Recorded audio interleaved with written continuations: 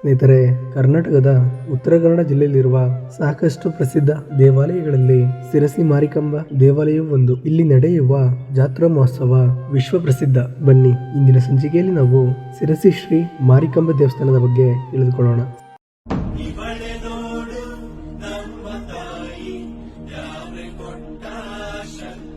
ಶಿರಸಿಯ ಶ್ರೀ ಮಾರಿಕಾಂಬಾ ದೇವಾಲಯವು ಉತ್ತರ ಕನ್ನಡದ ಅತ್ಯಂತ ಪ್ರಸಿದ್ಧ ಮತ್ತು ಪುರಾತನ ಹಿಂದೂ ದೇವಾಲಯಗಳಲ್ಲಿ ಒಂದಾಗಿದ್ದು, ದೇಶ ವಿದೇಶಗಳಿಂದ ಭಕ್ತರು ಈಕೆಯ ಆಶೀರ್ವಾದವನ್ನು ಪಡೆಯಲು ಇಲ್ಲಿಗೆ ಬರುತ್ತಾರೆ. ಇನ್ನು 2 ವರ್ಷಗಳಿಗೊಮ್ಮೆ ಇಲ್ಲಿ ನಡೆಯುವ ಜಾತ್ರಾ ಮಹೋತ್ಸವವೇ ಇಲ್ಲಿನ ವಿಶೇಷ. ಈ ಪವಿತ್ರ ದೇವಾಲಯದ ಮುಂಭಾಗದಲ್ಲಿರುವ 2 ಆನೆಗಳ ಮೂರ್ತಿಯು ನಿಮ್ಮನ್ನು ದೇವಸ್ಥಾನದ ಒಳಗೆ ಆಹ್ವಾನಿಸುತ್ತವೆ. ಈ ದೇವಾಲಯದ ಪ್ರವೇಶ ದ್ವಾರದಿಂದ ಹಿಡಿದು ಕೊನೆಯವರೆಗೂ ಗೋಡೆಗಳ ಮೇಲೆ ಕೆಂಪು ಬಣ್ಣದಿಂದ ಪುರಾತನ ಕಥೆಗಳನ್ನು ಬರೆಯಲಾಗಿದೆ. ಭಕ್ತರು ಈ ಪುರಾತನ ಕಥೆಗಳನ್ನು ಇಲ್ಲಿ ಓದಿ ತಿಳಿದುಕೊಳ್ಳಬಹುದು.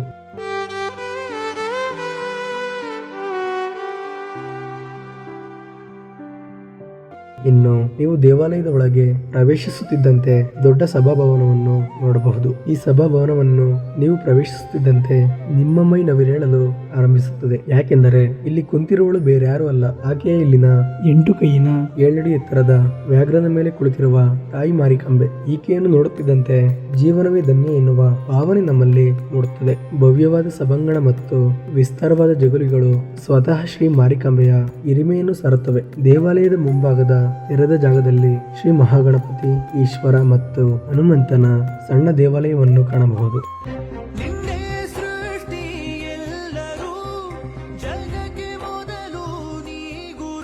ಗೆಳೆಯರೆ, ಕರ್ನಾಟಕದಲ್ಲಿ ಮಾರಮ್ಮ ದೇವಿಯರಿಗೆ ವಿಶೇಷ ಸ್ಥಾನವಿದೆ. ಅದರಲ್ಲೂ ಶಿರಸಿ ಮಾರಿಕಾಂಬಾ ದೇವಿಯನ್ನು ಕರ್ನಾಟಕದ ಎಲ್ಲ ಮಾರಿಯಮ್ಮ ದೇವಿಯರಿಗೆ ದೊಡ್ಡ ಕೈ ಎಂದು ಕರೆಯುತ್ತಾರೆ. ಅಂದರೆ ಕೊಲ್ಲೂರಿನ ಮೂಕಾಂಬಿಕೆ, ಮೈಸೂರಿನ ಚಾಮುಂಡೇಶ್ವರಿಗೂ ಈಕೆಯ ಅಕ್ಕ ಎಂದು ಹೇಳುತ್ತಾರೆ. ಶಿರಸಿಯ ಶ್ರೀ ಮಾರಿಕಾಂಬಾ ದೇವಾಲಯವನ್ನು ಅಮ್ಮನವರ ಗುಡಿ, ಮಾರಿಗುಡಿ, ದೊಡ್ಡಮ್ಮನ ದೇವಸ್ಥಾನ ಹೀಗೆ ನಾನಾ ಹೆಸರುಗಳಿಂದ ಹೇಳುತ್ತಾರೆ. ಈಕೆಯ ಸನ್ನಿಧಿಗೆ ಭೇಟಿಯಾಗಿ ನಮ್ಮೆಲ್ಲಾ ಕಷ್ಟಗಳನ್ನು ಹೇಳಿಕೊಂಡು ಭಕ್ತಿಯಿಂದ ಆರಾಧಿಸಿದರೆ ನಮ್ಮೆಲ್ಲಾ ಕಷ್ಟಗಳನ್ನು ದೂರವಾಗಿಸಿ ಮನಸ್ಸಿಗೆ ಅದೇನೋ ಶಾಂತಿ, ನೆಮ್ಮದಿಯನ್ನು ತಾಯಿಯು ಕರುಣಿಸುತ್ತಾಳೆ ಎನ್ನುವುದು ಇಲ್ಲಿನ ಭಕ್ತರ ನಂಬಿಕೆಯಾಗಿದೆ.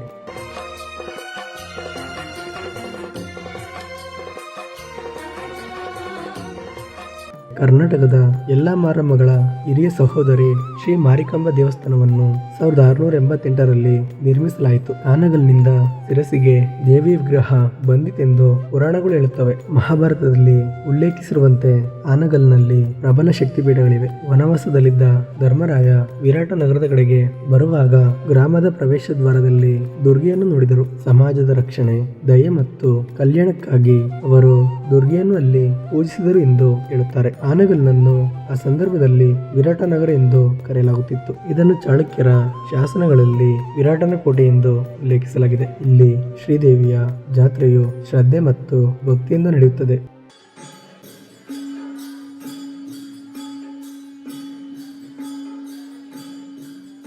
ಆನಗಲ್ ಜಾತ್ರಾ ಮಹೋತ್ಸವದ ನಂತರ ದೇವಿಯ ವಿಗ್ರಹವನ್ನು ಆಭರಣಗಳ ಸಮೇತ ಪೆಟ್ಟಿಗೆ ಒಂದರಲ್ಲಿ ಹಾಕಿದ್ದರು. ಅದನ್ನು ಕಳ್ಳರು ಎತ್ತಿಕೊಂಡು ಹೋಗಿ ಆಭರಣಗಳನ್ನು ಮಾತ್ರ ತೆಗೆದುಕೊಂಡು ದೇವಿಯ ವಿಗ್ರಹವಿದ್ದ ಪೆಟ್ಟಿಗೆಯನ್ನು ಶಿರಸಿಯ ದೇವಿಕೆರೆಯಲ್ಲಿ ಹಾಕಿದರು. ಬಸವ ಎನ್ನುವ ಭಕ್ತನೋರ್ವ ಪ್ರತಿ ವರ್ಷ ಚಂದ್ರಗುತ್ತಿಯ ಜಾತ್ರೆಗೆ ಹೋಗುತ್ತಿದ್ದ. ಒಂದು ಬಾರಿ ಅವನನ್ನು ಜನರು ಪೀಡಿಸಿದರು. ಅದರಿಂದ ಬೇಸರಗೊಂಡ ಅವನು ಚಂದ್ರಗುತ್ತಿಯ ಜಾತ್ರೆಗೆ ಹೋಗದೆ ಶಿರಸಿಯಲ್ಲಿಯೇ ದೇವಿಯನ್ನು ಆರಾಧನೆ ಮಾಡಿದನು. ಒಂದು ದಿನ ರಾತ್ರಿ ದೇವಿ ಅವನ ಕನಸಿನಲ್ಲಿ ಬಂದು, ನಾನು ನಿಮ್ಮ ಊರಿನ ಕೆರೆಯಲ್ಲಿದ್ದೇನೆ, ನನ್ನನ್ನು ಮೇಲೆತ್ತು ಎಂದು ಹೇಳುತ್ತಾಳೆ. ಅದರಂತೆ ಪೆಟ್ಟಿಗೆಯಲ್ಲಿದ್ದ ದೇವಿಯ ಬಿಡಿಭಾಗಗಳನ್ನು ಸೇರಿಸಿ 1911ರಲ್ಲಿ ವೈಶಾಖ ಶುದ್ಧ ಅಷ್ಟಮಿಯ ಮಂಗಳವಾರದಂದು ದೇವಿಯನ್ನು ಪ್ರತಿಷ್ಠಾಪನೆ ಮಾಡಲಾಯಿತು. ನಂತರ ಅದೇ ಜಾಗದಲ್ಲಿ ಭವ್ಯವಾದ ದೇವಾಲಯವನ್ನು ನಿರ್ಮಾಣ ಮಾಡಲಾಯಿತು. ದೇವಿಯ ವಿಗ್ರಹ ಸಿಕ್ಕಿದ ಮೇಲೆ ಆ ಕೆರೆಗೆ ದೇವಿ ಕೆರೆ ಎಂದು ನಾಮಕರಣ ಮಾಡಲಾಯಿತು.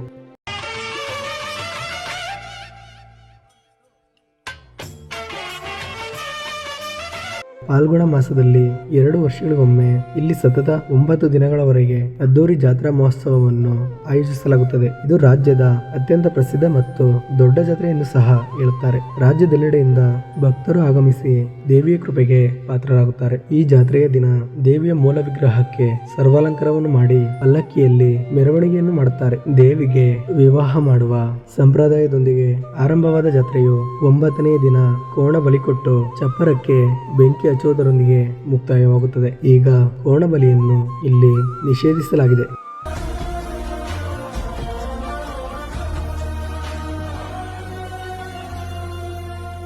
ಗೆಳೆಯರೆ, ನಿಮಗೆ ಈ ವಿಡಿಯೋ ಇಷ್ಟ ಆದರೆ ಲೈಕ್ ಮಾಡಿ, ಶೇರ್ ಮಾಡಿ ಮತ್ತು ಸಬ್ಸ್ಕ್ರೈಬ್ ಮಾಡುವುದನ್ನು ಮರೆಯಬೇಡಿ. ಮುಂದಿನ ಸಂಚಿಕೆಯಲ್ಲಿ ಮತ್ತೊಂದು ವಿಶೇಷವಾದ ವಿಡಿಯೋದೊಂದಿಗೆ ಸಿಗೋಣ. ಧನ್ಯವಾದಗಳು.